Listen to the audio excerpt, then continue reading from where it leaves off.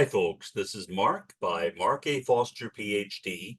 for the Institute for Dialectical Metarealism. I am going to discuss two entirely unrelated subjects in this podcast. One will be deprogramming, and I hope you know what that is. If not, you'll find out. And the second will be revolution.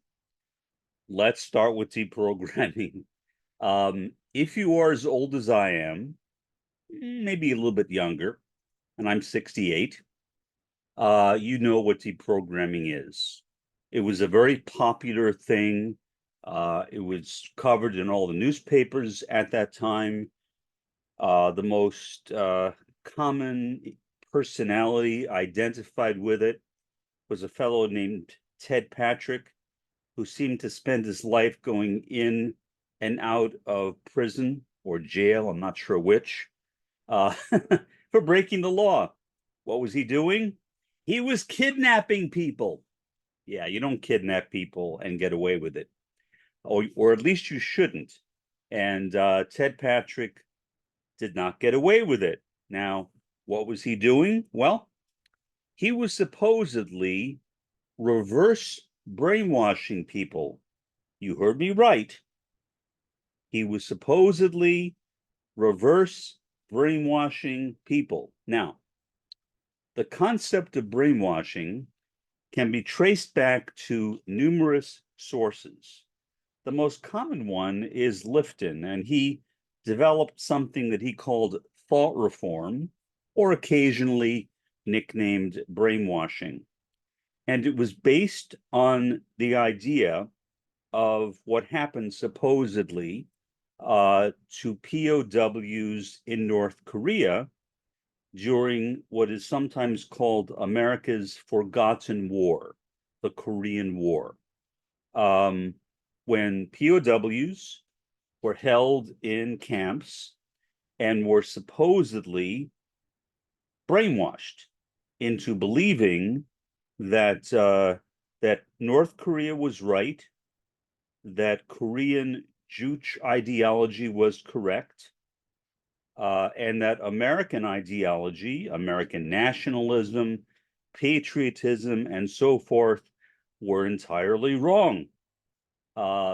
Supposedly, what they did is they would keep people up, sleep deprivation, they would deprive people of protein, and they would shine these bright lights on people while talking to them about the virtues of Judaism. Okay, so that's where the concept of brainwashing started.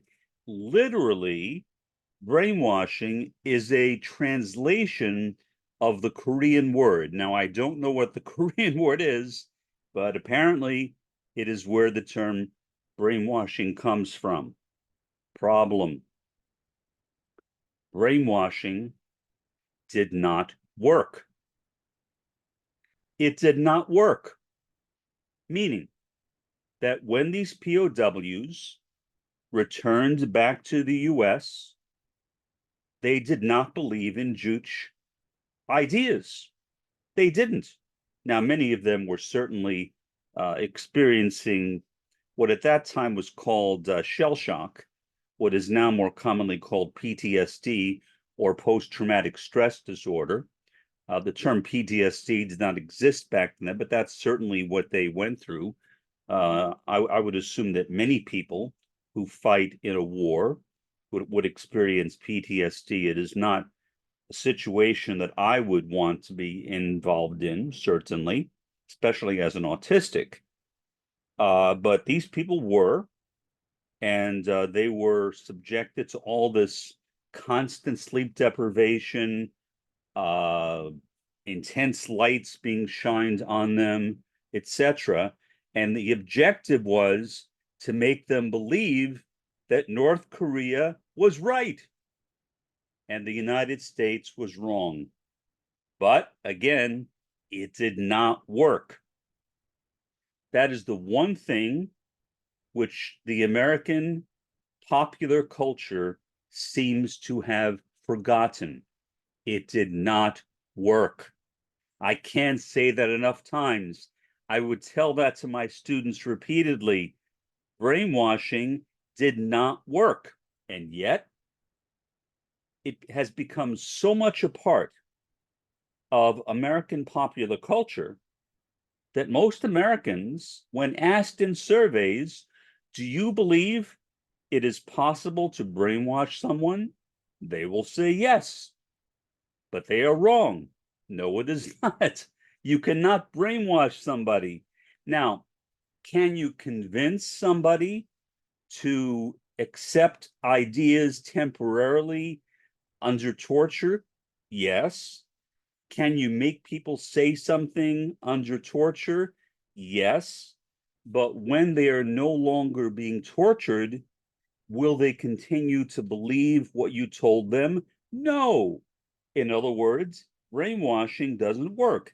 You cannot wash somebody's brain and fill it with an entirely new fluid or substance or whatever, because it is not an effective method of changing a person's mind. So brainwashing was not effective. And yet, when many alternative religious movements began to come on the scene back in the late 1960s and early 1970s, like the Children of God, the Way Ministries, the Hare Krishnas, etc. The basic idea was that many people believed in was that these kids who were joining these movements were being brainwashed. They were basically becoming zombies. And so they were being forced to accept ideas that normally they would not accept. Was that true? No. It's like any type of socialization, a term we use in sociology all the time. When you socialize somebody, you teach them a certain set of ideas, and they can either accept them or reject them. Now, when people are little kids, they will generally accept them because they have no backup system. They have nothing to, no basis for rejecting what you say. But the older they get, and the more established those original ideas become, the less likely they are to simply believe what you tell them, well, because you just told them. And so again, it literally did not work. And so this idea that people who joined these quote unquote cults, a term that we do not use generally in the sociology of religion because of its disparaging connotations, to say the least, it was a totally ineffective method. It simply did not work on the people that it was intended to work on. And so Patrick would have these people kidnapped, and he was not the only one. I had a friend who did it too, and I'll get to him in a minute. What he would do is either him or his associates would have these people kidnapped and brought into a place where the lights would be turned off, but intense spotlights would be turned onto their faces. They would be deprived of protein. They would be constantly told, you are wrong, and basically interrogated until they would supposedly accept what the deprogrammer, basically the reverse brainwasher, was telling them, and then they would be released. Well, what happened? Did the majority of them reject the teachings of their quote unquote cult? No. The majority of them went back, as one might expect. That now they were certainly traumatized. I mean, who would want to be kidnapped and be forced to live under basically conditions of torture? But you can't change somebody's mind under torture. You can make them say things so they will avoid torture. But once the torture goes away, they're not going to keep on believing the things that you tell them. So, in other words, in the same way as brainwashing is ineffective, so deprogramming has been ineffective as well. And therefore, since I guess in the long run, these deprogrammers realized, hey, what we're doing doesn't work. They don't do it anymore. And so you don't hear talk about brainwashing anymore. Now, to my own personal story, I had a friend, or I guess he was a friend. Well, we became friends afterwards. I knew him in high school, and I'm not going to reveal his name because he has changed considerably since those days. I mean, we were both kids in those times. Now we are both in our late 60s. So I would not want to expose him to any kind of condemnation. Now I know his name, but I'm not going to tell you what it is. But he went to my mother and he asked her, he said, Corrine, my mother's name, would you mind if we kidnapped your son and deprogrammed him out of his religion? Because I had converted to a religion that was not Judaism. And she laughed at him and slammed down the phone on him. And then she told me. And I had a conversation with him where I said, hey, look, why don't you try doing this on me? And he said, are you sure? I said, yeah, why not? And so he said, okay, well, all right. He wasn't very confident in his ability to do this, obviously, from the way he was responding to me, because I actually asked him to do it because I knew what he was about to do. I had read about it. And he said, okay, well, tell me one thing that your new religion has that Judaism doesn't. And I told him the name of the founder of my religion. And that was the end of it. What else could he say? I answered his question successfully. That was a stupid question, but I don't know if he was doing the same thing with other people or if he only did that with me. But in any event, that deprogramming session lasted, I don't know, 15 seconds, because he asked me a question that was so easy to answer that there was no way, literally, for him to continue. And so that was my own personal experience with deprogramming, and it literally did not work. In fact, it couldn't work. And I started thinking to myself, is this guy going around doing this with other people too? And is he having any success with anyone else? I still to this day do not know, because I never raised the subject with him after that. Why? Because we actually became good friends. And I used to hang out with him, and he never once mentioned it after that. He accepted the fact that I had changed my religion. He had given up on this deprogramming BS that he had bought into. Apparently, there were a bunch of people that he was associated with. They were all Jewish. All of their targets were people who were from Jewish families and had left Judaism for another religion. And their objectives were to get those people back into Judaism. And I thought to myself, what was he trying to get me back into? It's not like I was practicing Judaism. I came from a non-practicing Jewish family. So what was he trying to do? Now, he had converted himself at that time from being non-practicing to being Hasidic, which is like extremely orthodox. So I don't know what he expected to come out of this, but he certainly did not get what he expected if he expected me to become Hasidic or even a practicing Jew after my encounter with him. So I wanted to begin with that kind of humorous note, because to me it is kind of humorous. Even at the time, to be honest, I thought it was humorous because I read up on it and I knew exactly what he was going to do. So I was ready for him. I was ready for him, and it didn't work.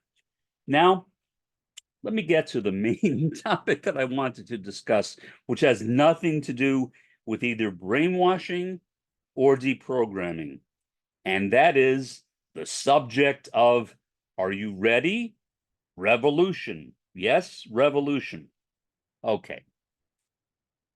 Revolution is used to mean a variety of different things by a variety of different people. What I am going to do is to tell you what I mean when I talk about revolution as a Maoist third worldist. Now, first of all, I am not claiming to represent all Maoist third worldists or even any other Maoist third worldists. I am only representing myself. That's it. So I am not suggesting that my views are held by anyone except by me. I wanted to make that clear.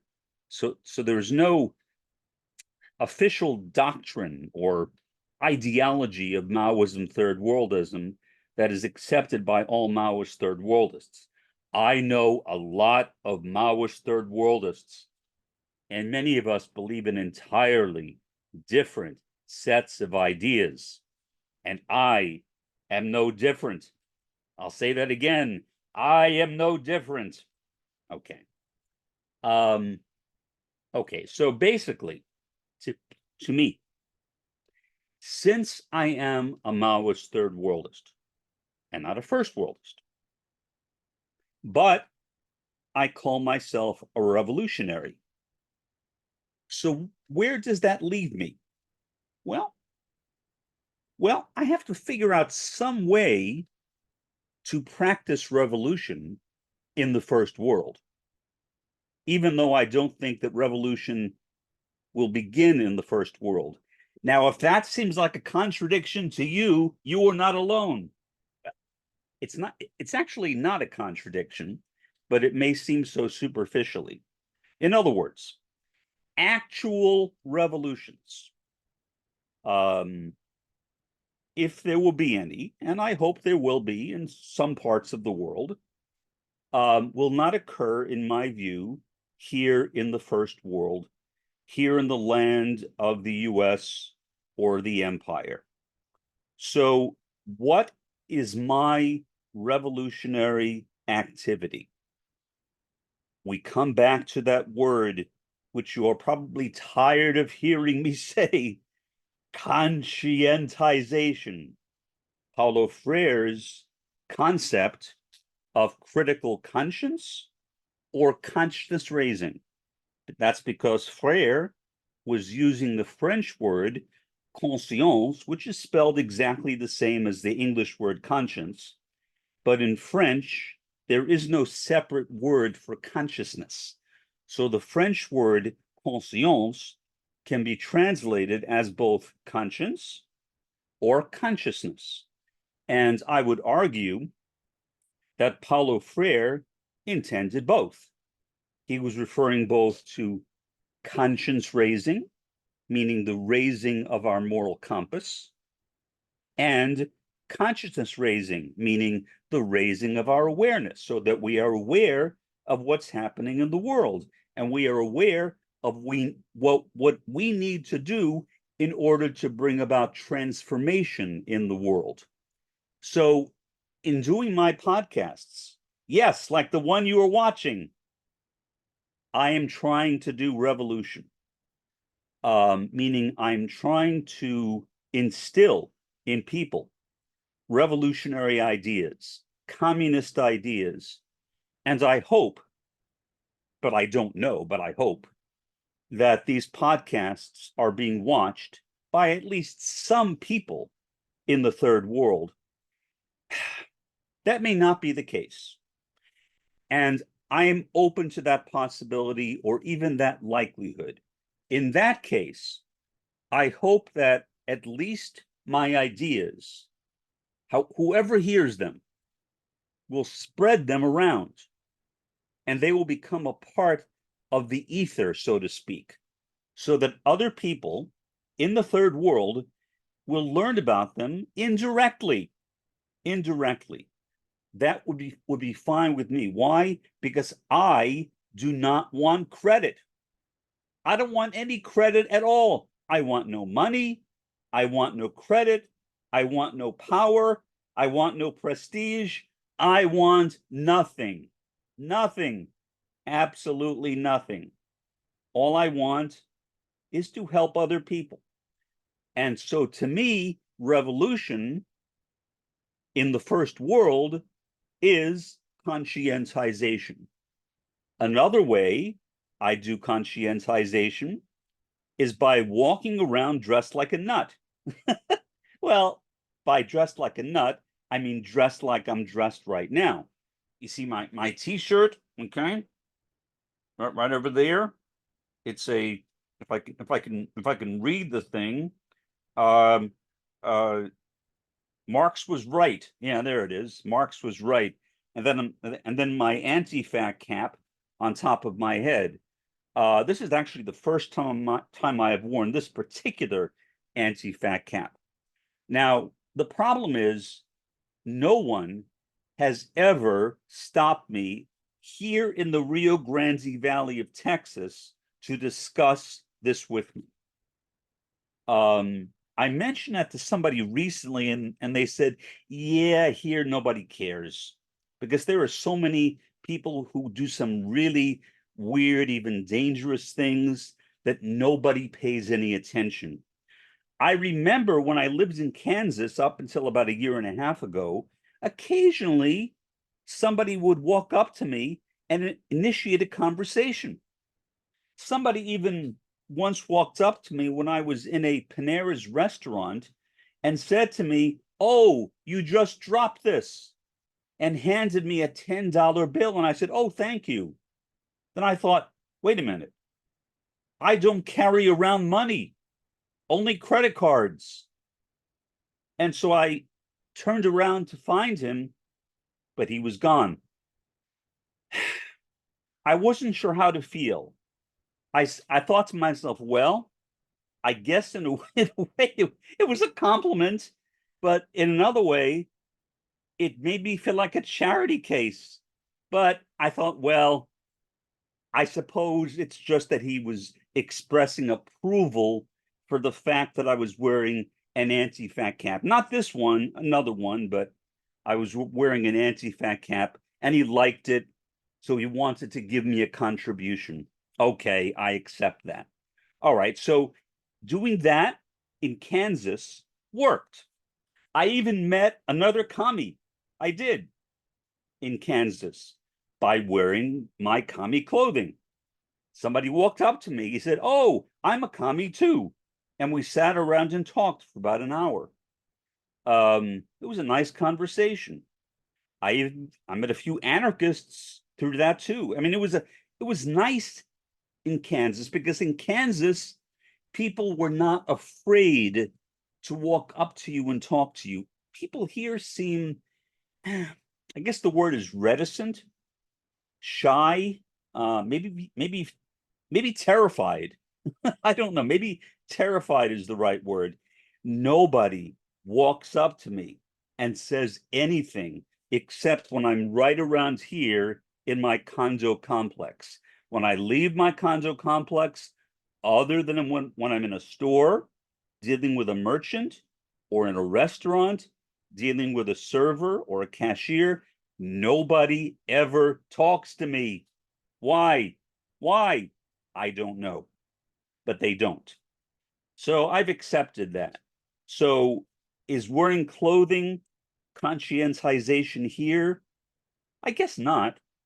I think it was when I was in Kansas. But now, am I going to stop wearing this clothing? No. I'll still wear it. I mean, how else am I going to dress? I have to wear something, so I might as well wear this, and only hope that someday somebody will walk up to me and ask me why I'm wearing this commie stuff. I doubt it will happen because it hasn't happened yet, but you never know about what will happen in the future, or as we would say in New York, the future.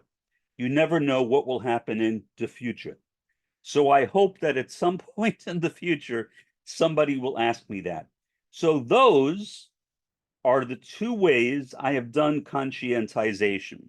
One is through my podcasts, like this one I'm doing right now, and the other, which really doesn't seem to be effective here, is by wearing my commie clothing, including my anti-fat cap.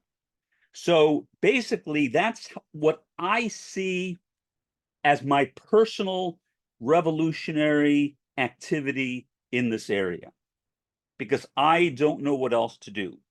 I am not a first worldist, meaning I don't think that communism will start in the first world. I am a first worlder. That means I live in the first world, but not a first worldist, meaning I don't believe that communism will start here. I don't. I think communism will start in the third world, which is why I am a Maoist third worldist. I'm not a third worlder, although I live only 2 miles from the third world in Mexico, but I'm not a third worlder. That's not enough. You can't live 2 miles away and say you are a third worlder. That simply does not work. So my hope is that revolutions of some sort will, at some point in the future, and I don't know when, take place in the third world. I hope. Do I know? No. I'm not a prophet. I can't predict the future. For all I know, we might blow ourselves up today or tomorrow. That could happen. But if we manage to survive, and sometimes I'm very doubtful about that. Roy Bhaskar, the founder of critical realism, was extremely pessimistic about the future. Extremely pessimistic. Roy did not really think that we would live that much longer. But basically, I think he felt, well, why not give it a shot? But Roy was a very pessimistic man. And that's kind of sad, but I share his pessimism, so I guess that's doubly sad. But I understand why he was sad, because it's hard to look at the world around. It's hard to look at Gaza, for example, and not be really, really depressed. Gaza is the #1 thing which makes me really, really depressed. Now, not chronically depressed, but situationally depressed. Because if the situation in Gaza goes away or improves, I assume I won't be depressed. At least not depressed over that. Maybe depressed over something else. I have no idea. I mean, I could be depressed over something else. It wouldn't take much, but not depressed over that. So I hope that revolutions will at some point take place in the third world. In the first world, maybe. But if they do occur in the first world, I think they will take place after they start in the third world, meaning we will be auxiliaries. We will be inspired by the third world. Those of us that survive, and I don't think it'll be that many. My expectation is that most people here in the third world will not be around much longer. We are pretty much killing ourselves off, or in danger of killing ourselves off, like through a World War III, maybe. I don't know. I hope not, but maybe. I sure hope there's not a World War III, but you never know. With the kinds of horrible people that are in power right now, anything can happen. and I would not put that certainly past Bibi Netanyahu or Joseph Biden, that they might trigger World War III, or for that matter, Vladimir Putin. So I have no confidence at all that the First World will be successful in its revolutionary activities. I do have some confidence that the Third World can be successful. Why? Because I think that there is revolutionary or dialectical potential in the Third World. Right now, I don't think that potential exists in the First World, rather. Do I think it might in the future? Yeah, maybe, but not yet. Not yet. And so I'm keeping my fingers crossed. If that's my fingers crossed, I can't do that very well. Trying. I'm keeping my fingers crossed that maybe we may have some kind of transformation in the First World, but not now. I mean, I thought if there would be a transformation, honestly, in the US, it would happen after 9/11. It never did. It never did. And that's when my expectations fell down to the floor. And so whether it will happen in the future, I hope so, but I don't know. For the time being, this has been Mark by Mark A. Foster, Ph.D., for the Institute for Dialectical Metarealism. Have a pleasant day and an even better day tomorrow.